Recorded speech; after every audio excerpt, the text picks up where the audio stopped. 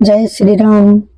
मेरे को पर जिन लोगों ने कहानियां लिखी उनमें से एक जो व्यक्ति था उसने जो कहानी लिखी अपनी उसमें अपने तरीके से वो कहानी हम आप लोगों को बताने जा रहे हैं।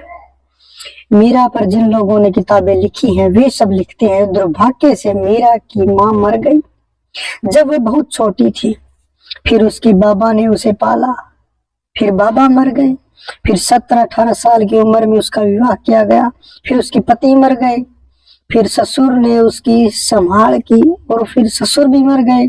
फिर पिता उसकी देखभाल किए, फिर पिता भी मर गए।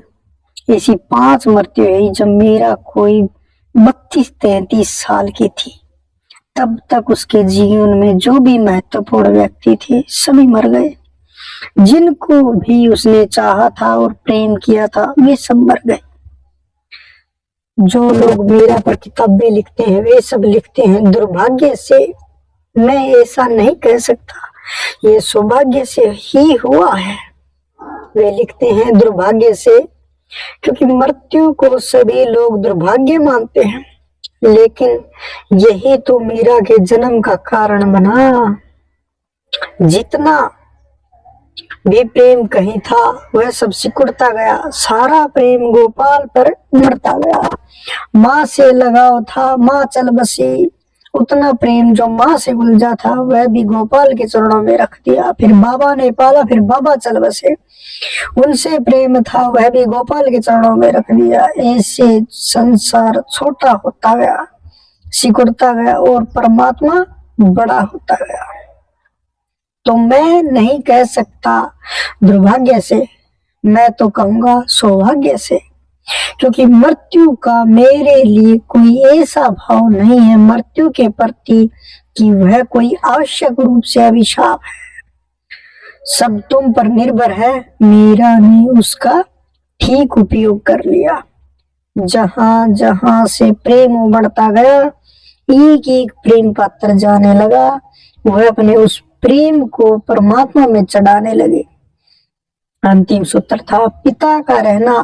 पिता भी चल बसे, पति भी चल बसे, पिता भी चल बसे। 5 मृत्यु हो गई सत्य, जगत से सारा संबंध टूट गया। उसने ठीक उपयोग कर लिया। जगत से टूटते हुए संबंधों को उसने जगत के प्रति वैराग्य बना लिया।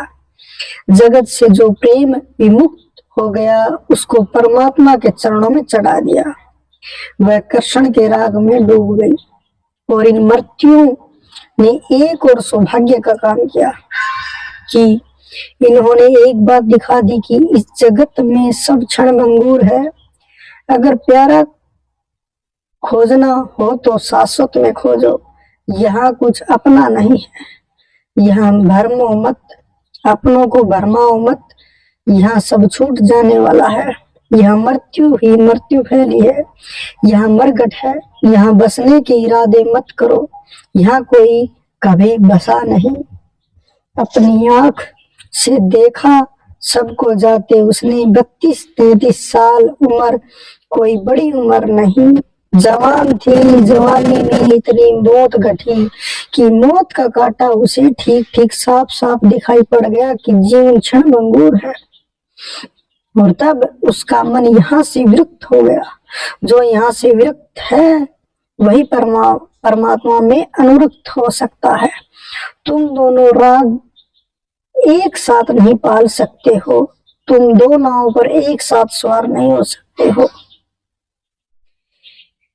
ओशो ने बताया कि पद घुंघरू बांध प्रवचन प्रेम की झील में नौका विहार, इसमें ये सब कहानी बताई गई है, किसी व्यक्ति ने बताई है, उसके माध्यम से आप लोगों के सामने कहानी पेश किया।